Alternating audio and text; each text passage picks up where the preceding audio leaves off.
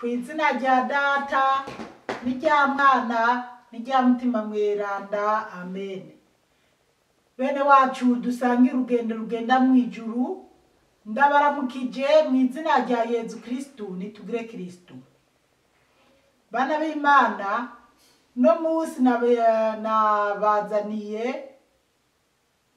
igishusho ikirobo cya mbere kw'isi cyitwa Sofiya, kimaze kuzunguruka ibihugu byinshi, gifise ubwenegihugu muri Saudi Arabia.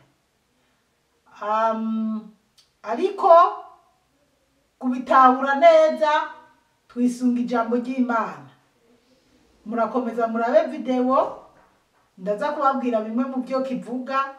Hanyuma ijambo ry'Imana rero tugiye kwisunga turishiranga mu gitabo c'Amamuko ku kigabane cya 6 kuva ku karongo ka 5 gushika ku karongo ka 12. Ijambo ry'umutwe riravuga ngo ububisha kw'isi. Umukama abona ko ububisha bw'umuntu buguma bwongerekana kw'isi. Umunsi wose umuntu awumara umutima wiwe wiyumvira kugira inabi gusa. Umukama rero arigaya ko yaremye umuntu kw'isi, biramubabaza mu mutima wiwe. Umukama avuga ati, ngiye kuzimanganya kw'isi umuntu naremye, kuva ku muntu gushika ku bikoko, ibinyogomba n'inyoni zo mu kirere, kuko nigaye ico nabiremeye. Ariko Nowawe umukama amuraba byiza. Nguru uruvyaro rwa Nowa. Nowa yari umuntu w'intungane, ntiyagira amahinyu mu bo barukanye ico gihe. Yama ayoboka Imana. Nowa abyara abahungu 3, Semu, Kamu na Yafeti.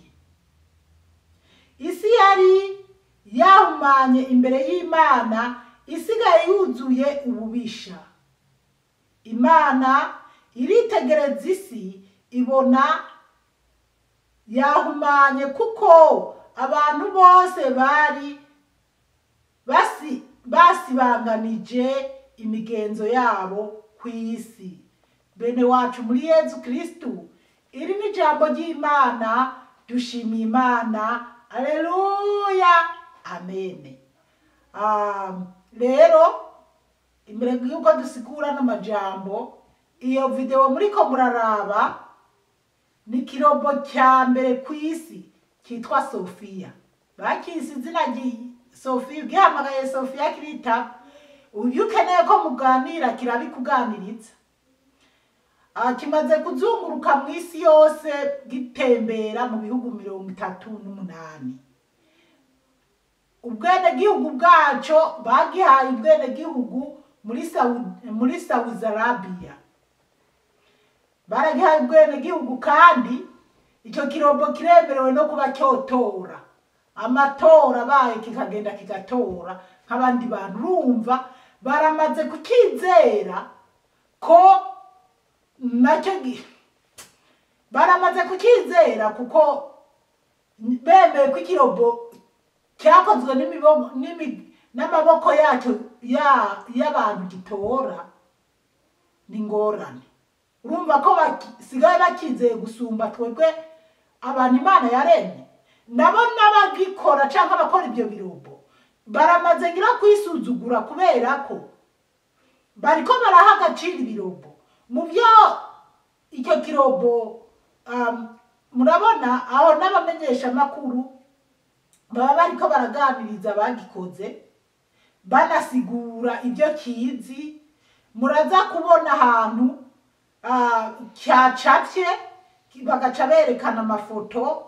Cyacapye umwe mu banyamakuru bariko barabaza ayo makuru, hanyuma kiraberekana. Muraza kumubona yatangajwe no kubona cyamucapye neza. ariko kandi abamenyesha amakuru n'abandi bantu bakavuga ati none ibi birombo muriko murakora canke se mubona bitazogera igihe bihinduka bikaba mbega hamwe bizoturusha ubwenge bizoca bigenda gute? Kandi nacyo kirivugira mu byo nguma nshakashaka ndaba hariho icyavuze ariko n'iki cyitwa Sofiya cyarabivuze ko ngo gishobora kuritura isi yose, ngo umunsi umwe cyoritura isi yose. Bana b'Imana rero duciye turaba ibigwanisho ruhonyanganda abana b'isi bariko barakora, ubu naho badutse gukora ibirobo canke badutse no gukora ibirobo. Hari n'icyo nariko ndaraba gikundanye n'umuntu kibonye abandi bakobwa bashaka kwegera umufiyase wacyo kigapfuha kikababara. Imana yo mwijuru dutabare cyane. Niyo mpamvu rero tugiye kuraba iri jambo ry'Imana kugira tweho durushirizeho kumva ko twogarura agatima ku Mana, tureke kwivanga n'ibirobo canke n'ibyisi. Ijambo ry'umutwe rero tugiye kwisunganira avuga ngo ububisha kw'isi, ububisha kw'isi. Ni mu gitabo cy'Amamuko, iyo audio natanze canke video ya mbere kuri iki kigabane cya 6 yavuga ngo inyanduruko yisegenya. Ariko iki gisomwa aya majambo shitani ariko yagwanya cyane kuko naravuze ko ndi gupostinga bikanka canke bikicakagura mu duce. Sinumva impamvu kuko yaba kamera dukoresha canke se nyimba ari kibazo cyoba kiri kuri computer ni computer nziza, imbona ata mpamvu nimwe zotuma ibyo turiko turapostinga vyanka, kuko nta bikindi gikorwa iyo computer ifise ikora atari iyo gukora ubutumwa bw'Imana. Imana yo mwijuru itutabare cyane. Ububisha kw'isi 5 havuga ngo umukama abona ko ububisha bw'umuntu buguma bwongerekana kw'isi. Imana idutabare cyane. Imana ibona kw'isi ububisha bw'umuntu buguma bwongerekana. Kiriya gihe abantu bataragwira kw'isi hose,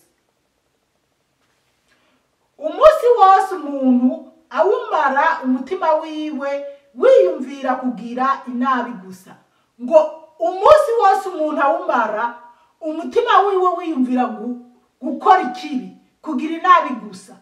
Basha mugiye kuraba abantu bacuritse umutwe, hari ibyo nabonye nyene kirobo bariko baragipresenta abakuru ba mwisi batonze bagishengere babyishimiye gusa nyene, ubona umenga n'ibindi bintu by'agaciro. Umuntu yiyumvira gukora ikibi gusa, umuntu yiyumvira gukora ikirobo akagisimbuza umugabo cyangwa umugore Imana yaremye, umutima wiwe wiyumvira gukora ikibi gusa. Murumva twebwe abana b'isi tutari babi gusumba abo kuri Nowa, aba ntabwo bari bafise imitima yo gukora biriya birobo. Kiriya gihe Imana yashebuzwa n'ubusambanyi, twabonye ko abana b'Imana, abahungu b'Imana baje gusambanya abakobwa b'abantu mw'isi. Bwari ubusambanyi gusa n'ibindi bintu bitari binezereje Imana.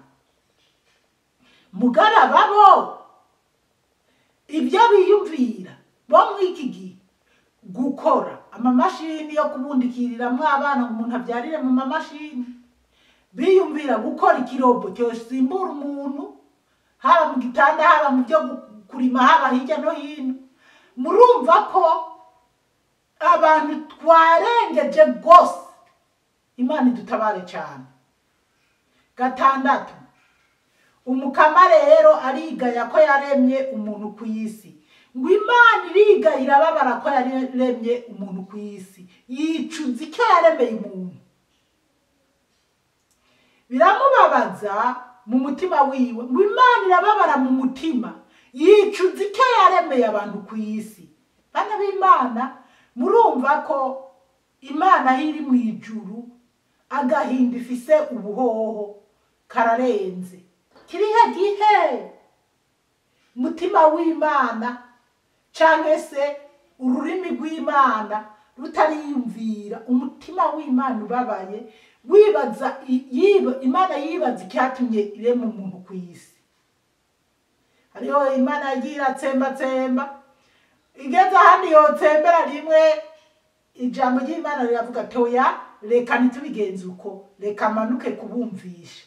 None rero Yesu yaraje aratwumvisha none twarumviranye aho kugira dukurikira ibyo Yesu yipfuza. Turiko turakora ibiro, turiko turagira amamariyaje n'imbwa, turiko turagira amariyaje ku bwacu n'uruyoya umwana yiga mu wa mbere canke mu wa gatatu arabona ko abantu b'isi kweri twarenze akarimbi cane. N'utahora yubaha Imana canke ngo yemera Imana yoyemera yisunze Bibiliya. Indwi aravuga ngo Umukama avuga ati ngiye kuzimanganya ku isi umuntu naremye. Imana iriyumvira iti ngiye kuzimanganya ku isi umuntu naremye, kuva ku muntu gushika ku bikoko, ibinyagomba n'inyoni zo mu kirere, kuko niga ico na biremeye. Mana yo mwijuru tutabare cyane, tugwize ko imbabazi zawe. Imana iravuga ati ngiye gutsemba umuntu ku isi ndamukureho mu isi. Imana iravuga iti kuva ku binyagomba hasi, inyoni zo mu kirere, ibintu byose ndabitsembe mu isi sisigara igaragara. Bana b'Imana, nawe ari we uri umubyeyi abana bakakubabaza. Hari igihe jewe kweri mu bana banje hari igihe umwana yambabaje nkibaza ati haragera igihe nzimya na telefone nabone namba yiwe impamagaye nkayiboroka. Sigaye vuga nti uyu mwana namubyariye kubera iki ntamenye ko bizogenda gutya. Umwana nyene yaca no kuyindi telefone ngo ndiraka wese ndakubuzi. Kubera iki? Kubera ko umwana yitwaye uko yishakiye, hagera hamabaza, haragera aho nanje numva ndamucuke ndavuga ntapu ubu ndamuhebye. Ariko bivana n'imyaka umwana uheba umwana ahabageze. Mugabo kubera ari Imana yari kirashaka kunyumvisha no kunyereka ukuntu nayo tugirira imbabazi, Imana yanyereka ko yoyo n'umuvyeyi, kuko nyamwana wanje yaragezaho andonda ati mama nubwo ndagukosereza ariko ndagukunda uri mama wanje. Nanje terega mwana wanje nanje sindakwanka, ariko yari ibyo ugira nkumva ndababaye cyangwa umbwira nkumva. Kubera iki? Imana yari kiranyigisha inyereka ati nanje mwana wanje niko ndababarira, nkuko nanje navuga ati mwana wanje ntane, kuko sindababwira bisa abana batanu mugazi sindababwira uwo ari we, ariko mu bana banje harimo umwana yambabaje, yari yambabaje numva umenga no mwihorera, ariko ubu turakundana cyane. Imana yaratubwiye neza, nimba ari naho abandi bamushukashuka canke shitani yari yatudabanganije, mugabo kubera naguma nsengera umwana wanje, Imana nubwo namuretse akigira ibyo yishakiye ntakimugonda, mugabo Imana yo mwijuru naguma ndayisenga ndayibwira Mana ko ku mwana wanje. Ubu rero nta kibazo, tumeze neza, bimeze neza. Ariko bana b'Imana, ni Imana ifise imbabazi. Niyo mpamvu Imana idashaka ko umunyabyaha agirira, ishaka ati nimungaruke ko ndabakunda cyane nije nabaremye. N'umuvyeyi umwana aramubabaza rero, ariko umwana yagaruka umuvyeyi akati mwana wanje ndagukunda cyane. N'ikindi kuko nyamwana yarakora amakosa nkababara, ariko nkumva bimbabaza niyumviriye ubuzima twacanyemo nawe. Basi rero n'Imana iyo yiyumviriye icyatumye iturema ishaka kuduha umudenderezo ngo tunezerwe, niyo mpamvu yavuga ati sinobahonya. Ariko iyo ishavuye, iyo ibona nyene ko atakundi, niyo mpamvu yarekura umwuzure. Hanyuma kandi niyo mpamvu Imana yemeye ikava mu ijuru ikaza kubana natwe, kugira irabe ko umunezero Imana yashaka yowuronka. Kuko umunezero Imana yashaka kwari uko abana b'isi tuyibera amashugwe, tuyibera iyo umuntu yabyaye ababona umunezero mu bana biwe, n'Imana itubonamo umunezero. Ariko iyo tuyibabaje irazinika ikumva atatu nopfuma niberaho ata kintu kiriko kirantera stress. Abazungu benshi ntibavyara abana, barajya amaraha bakanagira ingo bakubakana, mugabo ntibavyare kuko banka ko abana babatera ama stress. N'Imana rero iyo iza kumenya yari kiricuza ati iyo nza kumenya nari kwigumira ukondi ntaremye abantu bantesha umutwe, banteza stress. Aho ndibaza ko turategera. Yipfuza rero ati nzimanganye ibintu byose ku isi, n'inyoni n'ibindi, kuko bimwe mu bikoko Imana yabiremye ngo tubijye tubinezererwe, ibintu nk'ibyo. 8 ariko Nowa we umukama murabagiza, ngo ariko Nowa Imana murabagiza. Banowa Imana ikurabagiza, witandukanye no kwipfuza gukora ibirobo, witandukanye no kwipfuza kuja mu zuba canke mu kwezi, witandukanye no kumva ko uri umugore udashobora kwitwarira inda wowe nyene ngo uyivyare, witandukanye no kumva ko utohindura urukoba rwawe, witandukanye n'iby'isi, witandukanye no kwiruka inyuma y'ubutunzi bwinshi urinze guhemukira abandi. Itandukanye ube nka Nowa, wemere uko Imana yabishatse kubaho, unezerererwe Imana. 9 haravuga ngo nguru urubyaro rwa Nowa, batubwira abana Nowa yabyaye.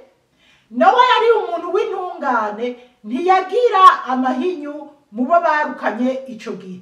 Ngo Nowa yari umuntu w'intungane, ngo ntiyagira amahinyu ngo mubo barukanye icyo gihe. Nowa niwe wenyene yari umunyamahoro, abo barukanye bose bari baragiye mu by'isi. Ni nka zanzo zinarota, mbona abantu bayibereye mu misayangano, nkabona bake batatu nibo nabonye batashatse kumviriza cya kiyoka cyariko kirasemerera kimvuma canke kivuma bamwe twari kumwe. Imana yo mwijuru dutabare cyane. Abisi bibereye mu byabo mu by'isi, ariko wewe banka Nowa witeho Bibiliya, witeho kubaha Imana, witeho gukora icyo Imana idushakako. Hanyuma wewe nanje tuze dukire umujinya w'Imana ugiye kurutura isi. Nibyo birobo byonyene bizoriturisi. Ibyo birobo byonyene cyane ibyo bigwanisho boye bariko barakora bizoruturira iyisi. Niba byari nisi yarituka, weho nanje tuze dutorana ubwami bw'ijuru. Ikimana ishaka n'abayubaha bazotorana ubwami bw'ijuru canke isi shasha. Turabandanya. Yamye ayoboka Imana, ngo Nowa yama ayoboka Imana. Nowa abyara abahungu 3, Semu, Kamu na Yafeti. Nowa yabyaye abana batatu, batubwira ko ari Semu, Kamu na Yafeti, abahungu batatu. 11 haravuga ngo isi yari yahumanye imbere y'Imana, isigaye yuzuye ububisha. Ngo isi yari yahumanye imbere y'Imana, ngo isigaye yuzuye ububisha. Mbese nyimba isi ya kiriya gihe yari yahumanye isigaye yuzuye ububisha, none isi y'uyu munsi niyo ari nyeranda? Isi y'uyu munsi niyo y'inyamahoro? Mbega urabona ko abo kuri Nowa n'abiki gihe tuhagaze imbere y'Imana, abo kuri Nowa batovuga ati canke aho bariko baragongerera mu muriro bo batavuga ati abari mu isi bafise ububi gusumba ubw'iwacu, twebwe waduhoye iki? Tuburanye nabo murumva batodutsinda.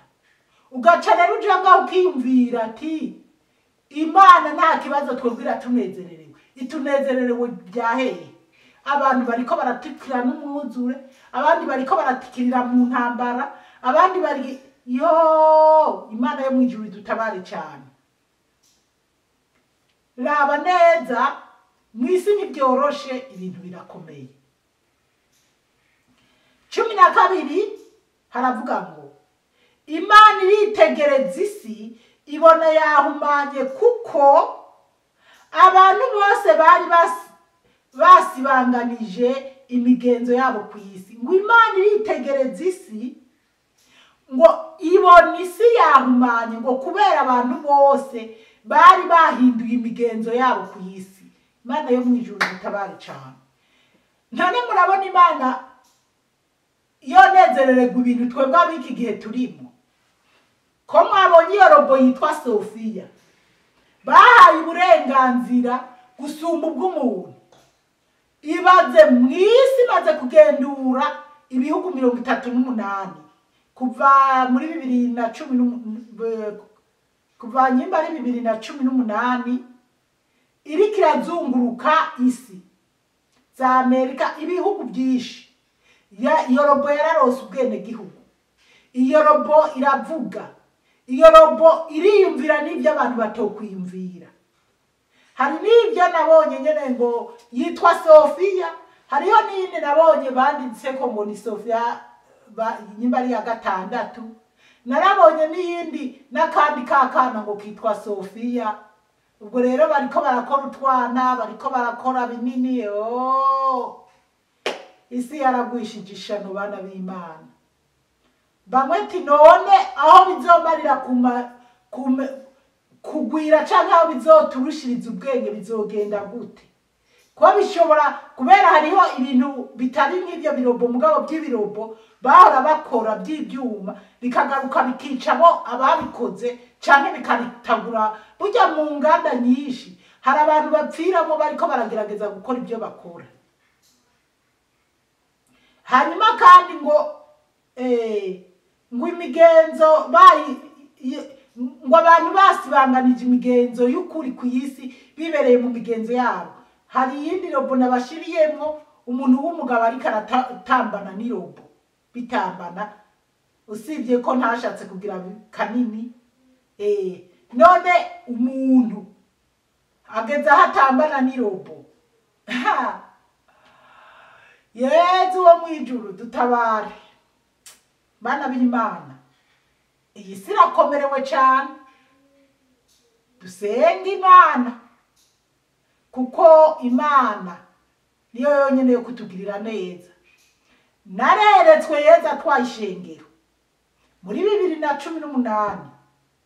Twari bakeya kweri mu basanganiye Yezu Kristo. Rero abantu benshi bagiye kuriduka, abantu benshi bagiye guhona, abanyabyaha bagiye guhona. Nshuti yanjye unyumviriza, hungira muri Yezu Kristo kuko mu isi nta mahoro ahari. Ibihenda amaso si iby'Imana n'ibya shitani. Nyimba nta ubutunzi ni bwiza, ariko uraba uburyo utunzemo. Ni waraba nawe uzosanga utunze ibyo kwa shitani bitazoguhesha ubwami bw'ijuru. Ibi birobo rero ntabwo byari bikwiye kugira agaciro, nta nubwo bari bakwiye kuza baragira ibintu nk'ibyo, ni ukwigereranya bashaka gusumba ubwenge Imana. Imana rero ntizemera ko ibyo bigira agaciro. Ibyo nyene Imana yashobora no kureka oya icyonzi cyocyo ntabwo bizogenda nkuko nagira mvuge, nta nubwo bijya bigwanisho bizotura isi yose, ubwo bizoza biriturira igihugu kimwe canke intara imwe canke ibihugu bingahe.